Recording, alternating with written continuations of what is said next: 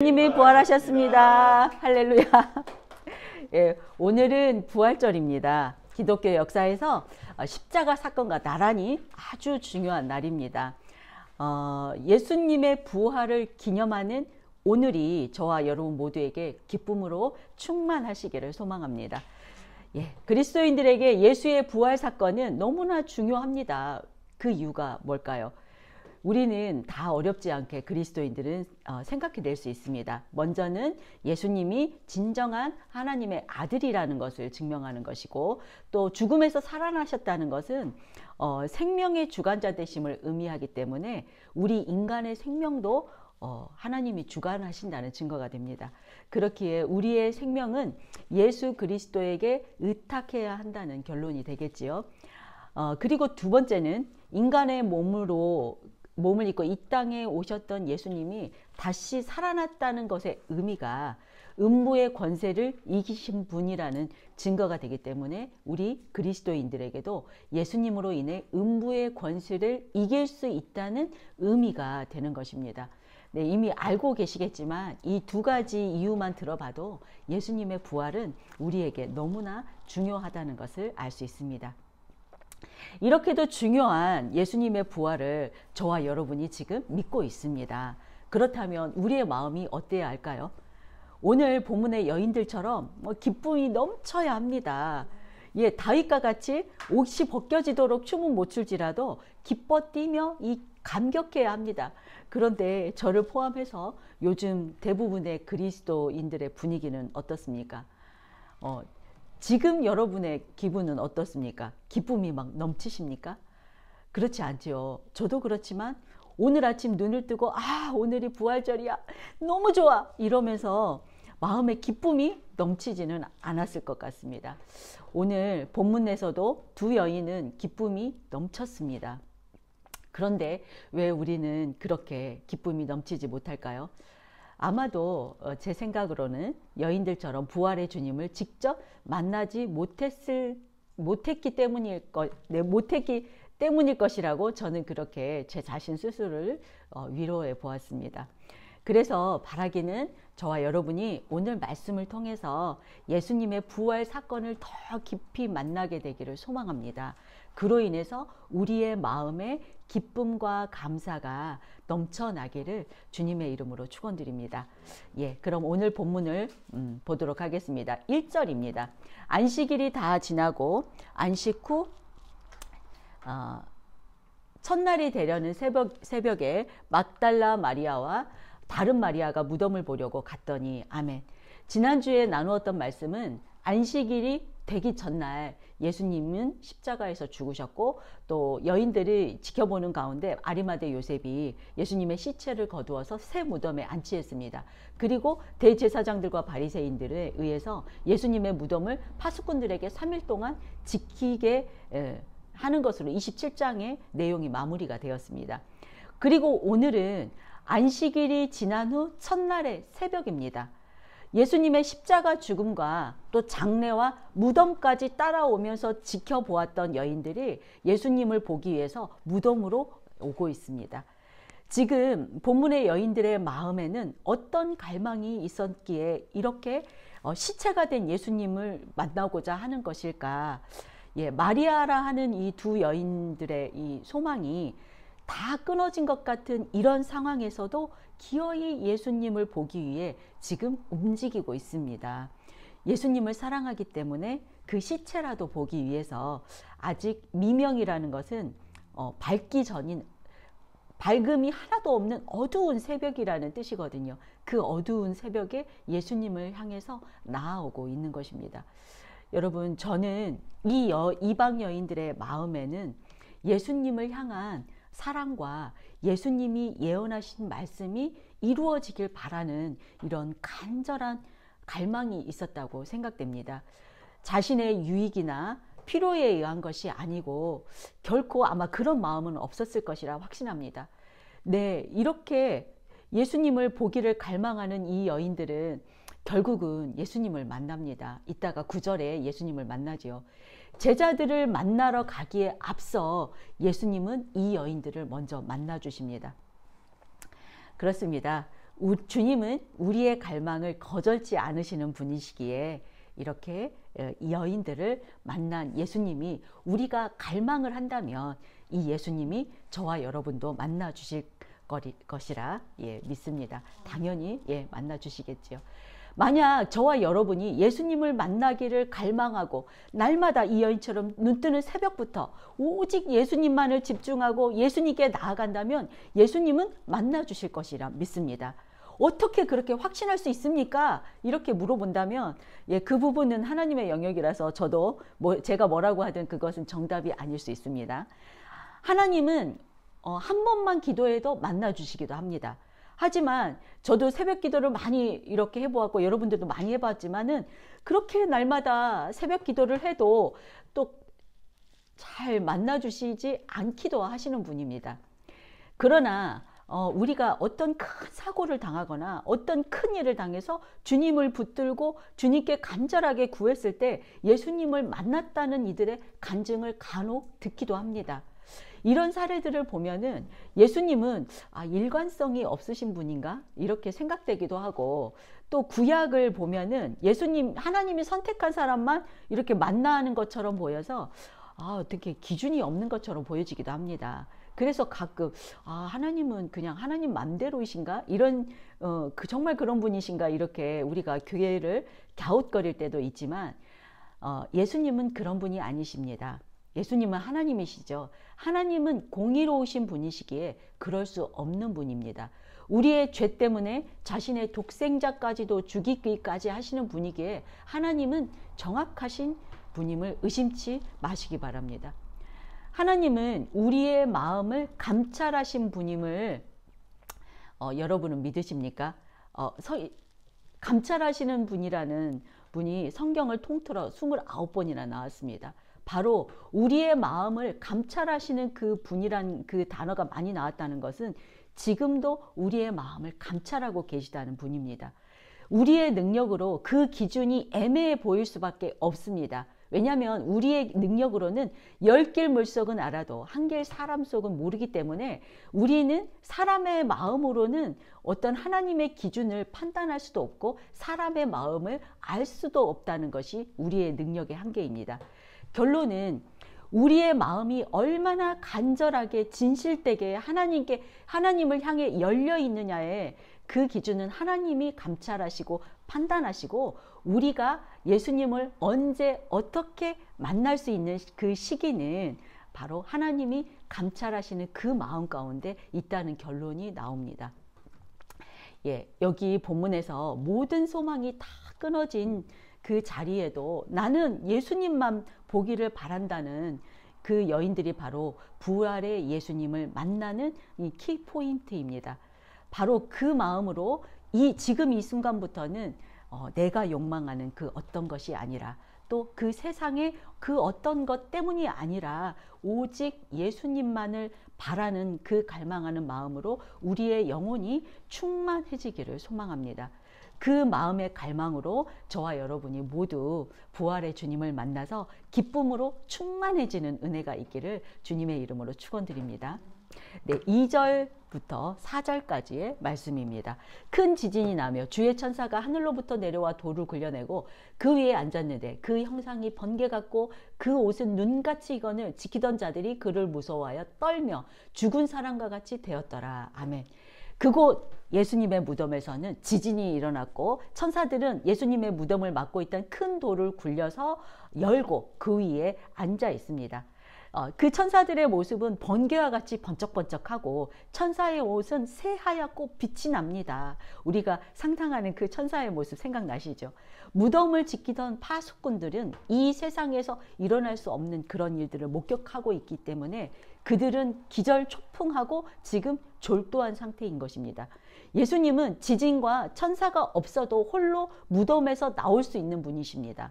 하지만 하나님의 임재와 현현을 상징하는 초자연적인 현상과 천사라는 그 하늘의 존재를 이렇게 등장시킴으로써 부활의 사건을 세상에서 일어날 수 없는 사건이라고 더욱 강조하고 있는 것이라고 합니다. 예수님은 완전한 인간으로 정확하게 죽으셨기 때문에 다시 부활이라는 사건도 이렇게 우리에게 주실 수 있습니다. 우리가 언젠가는 우리도 다 죽게 됩니다. 예, 그리스도를 믿는 저와 여러분도 예수님과 같은 부활을 이렇게 소망하게 된 계기가 되는 것이죠.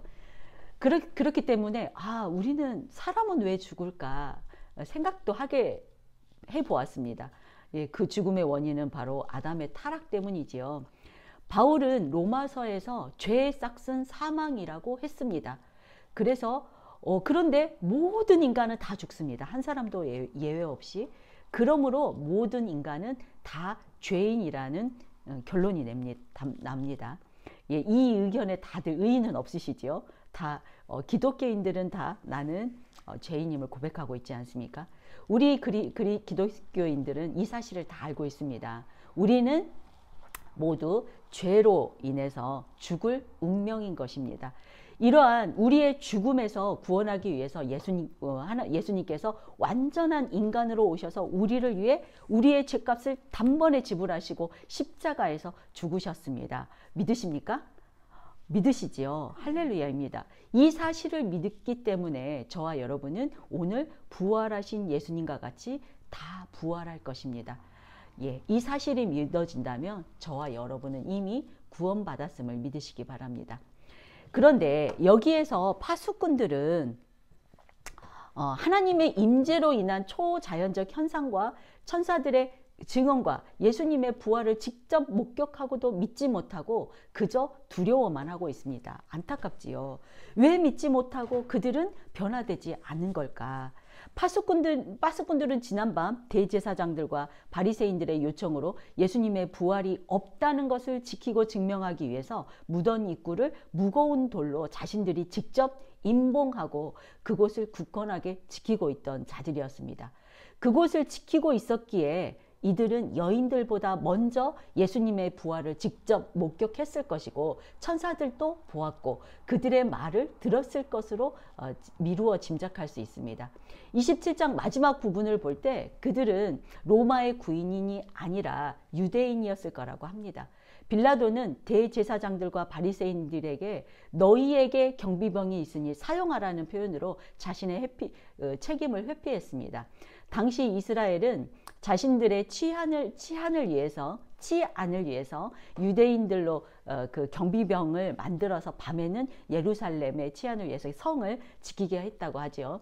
빌라도는 혹시라도 시체에 문제가 생길 경우 자신이 책임을 지지 않기 위해서 유대인들에게 떠넘긴 것입니다.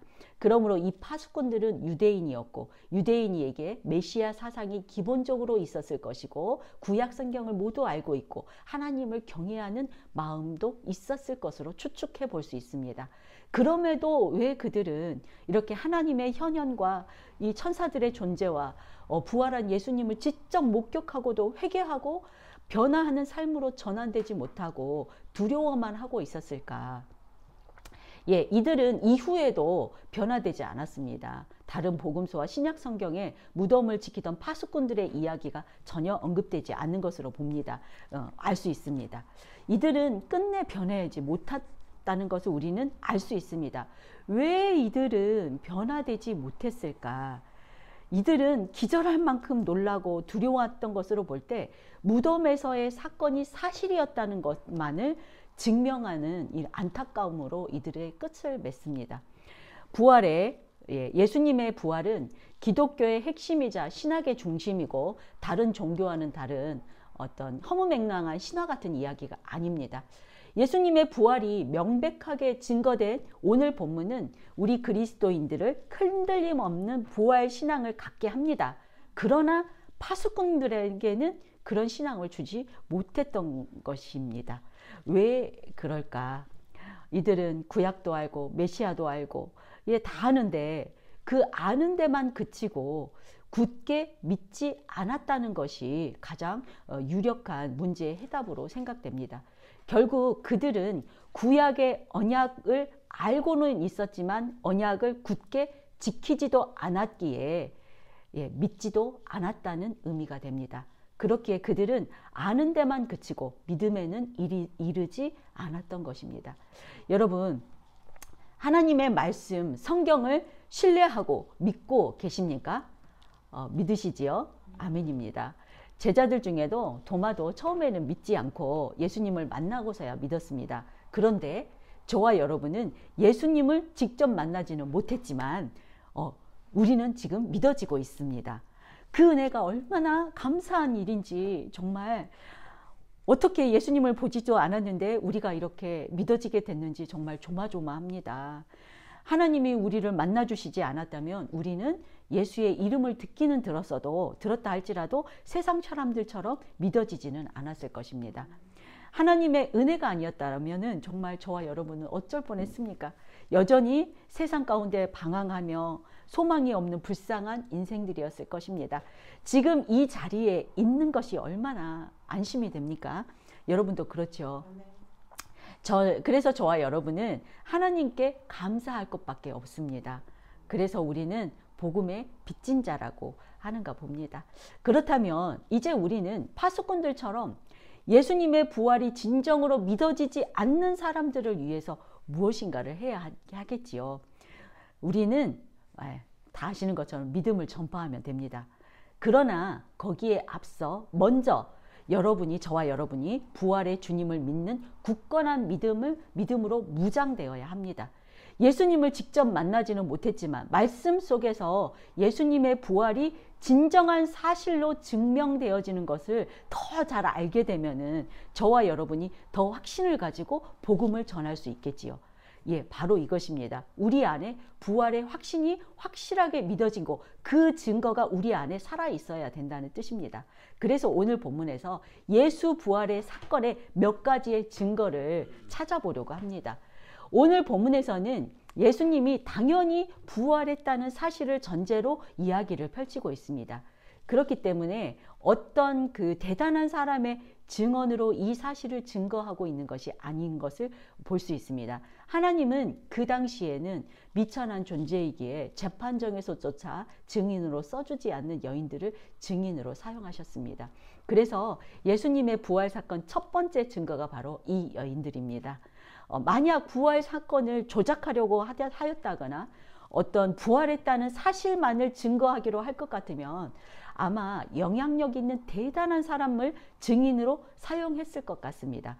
그러나 하나님은 부활 자체만을 증거하다기보다는 부활로 인해서 우리가 변화되어지고 성장하기를 바라셨기에 무시당하고 증인조차 되지 못하는 정말 하찮은 존재라고 여기는 여인을 증인으로 사용하셨습니다. 그 당시에 하찮은 존재인 이 여인들의 입술을 통해 증언되는 것이 하나님의 역사이기에 예수 부활 사건은 오늘날에까지 이름 없는 또 빛도 없는 저와 여러분 같은 이들에 의해서 하나님의 위대한 역사를 이루어가는 줄 믿으시기를 바랍니다. 두 번째 증거는 빈 무덤입니다. 5절에서 7절까지의 말씀 제가 읽어드리겠습니다.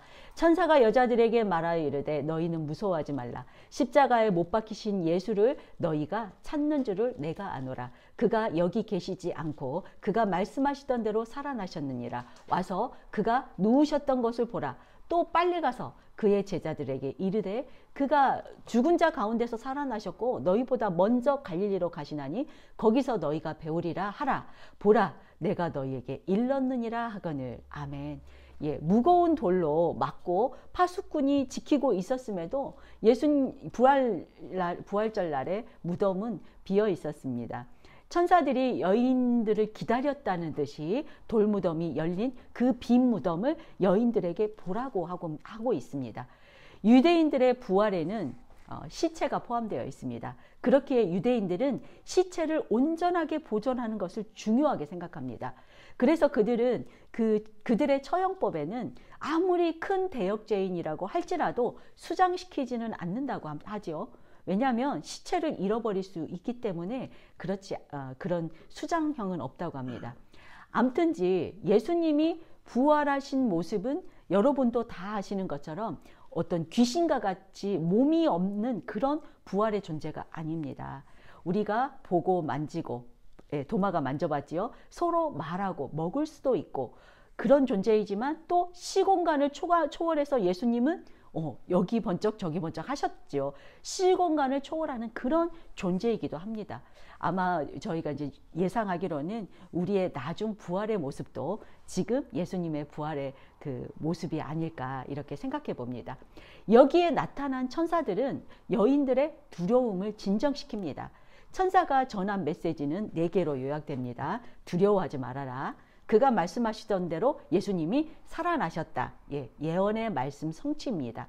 가서 제자들에게 알려라. 또 갈릴리에서 부활의 예수님을 제자들을 만날 것이다. 네, 천사들의 메시지에서 볼 수 있는 예수님의 부활은 성취된 예언이라는 것을 볼 수 있습니다. 말씀의 성취, 이것이 바로 예수 부활 사건의 3번째 증거입니다.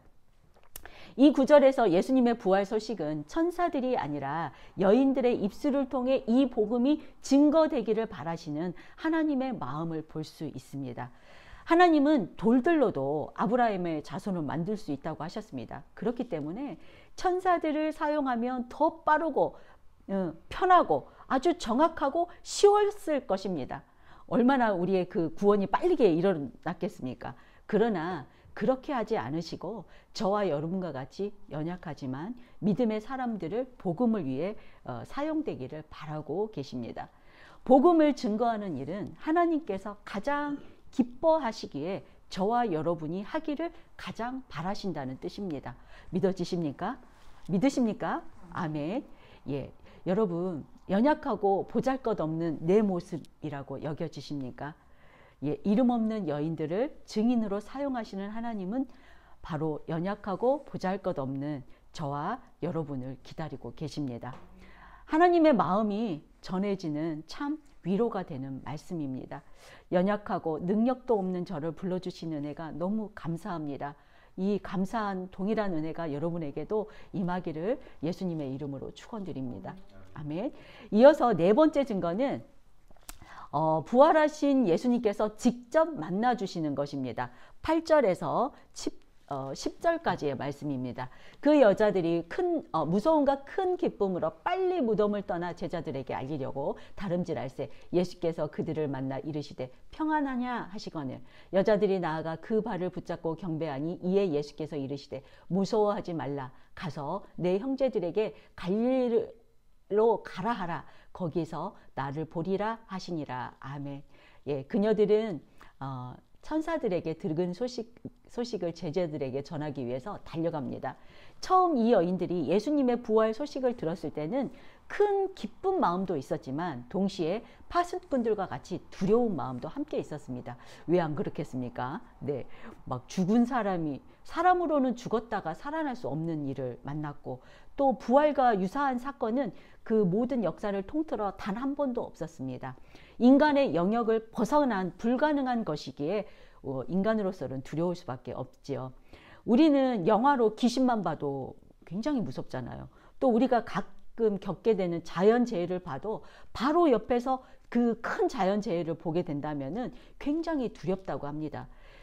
그런데 죽었던 사람이 살아나는 일도 당연히 두려울 수밖에 없습니다. 예수님은 이 여인들의 마음을 아시기에 이 여인들을 직접 만나주시고 평안으로 인도해 주십니다. 예수 부활 사건의 4번째 증거, 바로 부활의 주님을 만나는 것입니다. 예수님이 이 여인들을 직접 만나주셨습니다. 그 만남으로 인해서 그녀들에게는 두려움이 사라지고 기쁨만 남습니다. 저와 여러분도 예수님을 만났기에 구원을 받았고 그 구원으로 인해 감사한 마음이 있지 않습니까?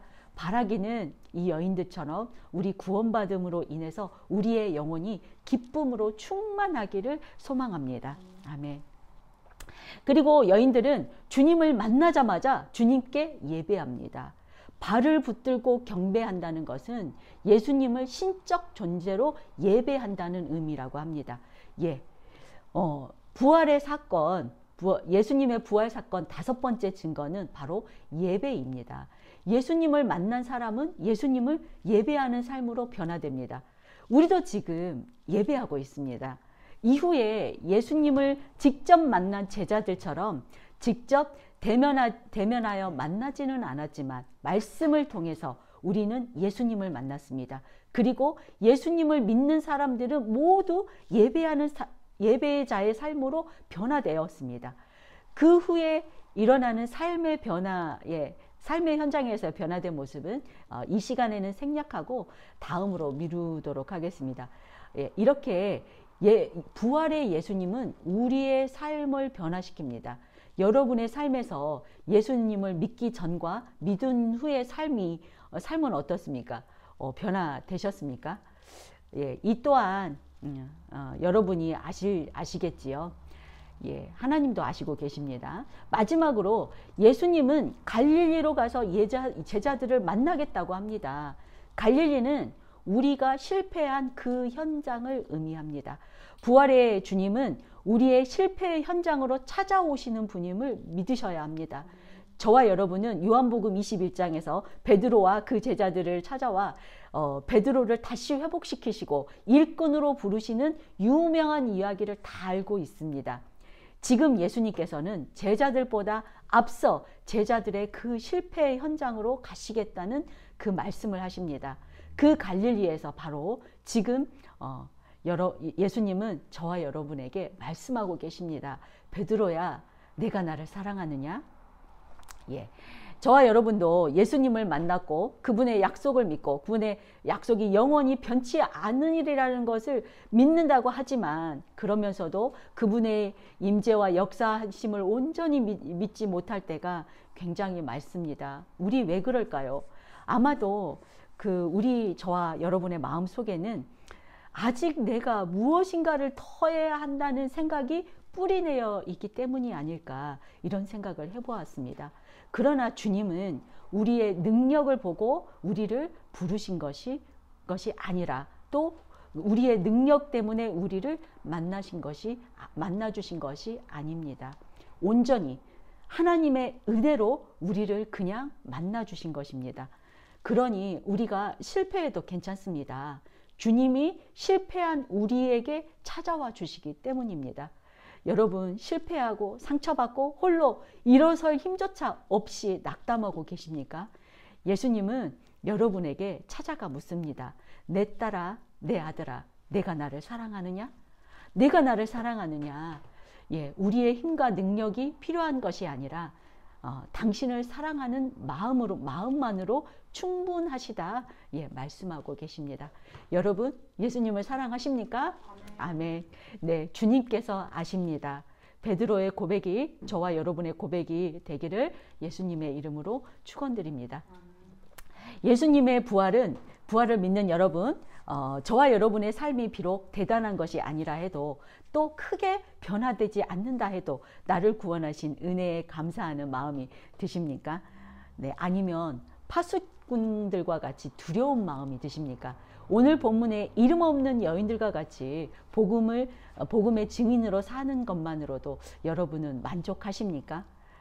아니면 파수꾼들과 같이 세상에 발맞추어 살고 싶으십니까? 제가 오늘 질문을 4가지를 드렸지만 이 시간 세상적인 부정한 마음은 내려놓고 온전히 감사한 마음만으로 온전히 예수님만을 바라보는 은혜가 저와 여러분에게 있기를 예수님의 이름으로 축원드립니다. 정리하겠습니다. 예수 부활이 사실이야? 증거 있어? 누군가 당신에게 이렇게 물어본다면 여러분은 무엇이라고 말씀하시겠습니까? 오늘 본문 내용을 딱 펼치고 하나씩 짚어가면서 증거를 설명할 수 있다면 정말 좋겠지요. 그러나 그럴 수 없기에 나랑 같이 교회에 나가서 말씀 한번 들어볼래? 그리고 그 증거가 궁금하다면 이 성경 한번 읽어볼래? 그 말씀 속에 증거가 있어. 이렇게 말해보는 것은 어떨까요? 네, 우리가 매일 읽는 성경 말씀과 주일마다 또는 다른 예배 때마다 듣는 선포되는 말씀이 모두 예수님에 대한 증거 말씀입니다. 그러나 이렇게 파수꾼들과 제사장들과 바리새인들은 바로 앞에 계셨던 부활의 예수님을 믿지도 못했고, 또 그들은 세상에서의 안위와 또 세상의 권세와 부와 명예를 지키는 것을 중요하게 여겼기 때문에 믿지 못했습니다. 그러므로 저와 여러분은 그저 나를 만나 주신 예수님만을 바라보고 또 예수님만을 의지하고 더 잘 믿기 위해서 우리가 은혜의 수단이라고 하지요. 말씀, 기도, 예배, 뭐 금식 이런 것들을 잘 사용하면서 예수님이 나를 찾아와 주시기를 기다려야 합니다. 나에게 큰 능력과 은사가 허락되지 않는다 해도 날마다 증거된 말씀인 성경을 보고 기도하면서 오늘 나에게 허락된 시간을 잘 사용하는 것이 믿음의 여정으로 우리가 족하게 생각한다면 언젠가는 예수님을 더 깊이 만나고 성화되어지는 저와 여러분이 다 될 줄 믿습니다. 예, 여러분 오늘 예수 부활하신 날입니다. 기쁘시지요? 예, 진심으로 기쁨이 넘치는 날이 되시기를 주님의 이름으로 축원드립니다. 네, 같이 입술을 열어서 기도하겠습니다.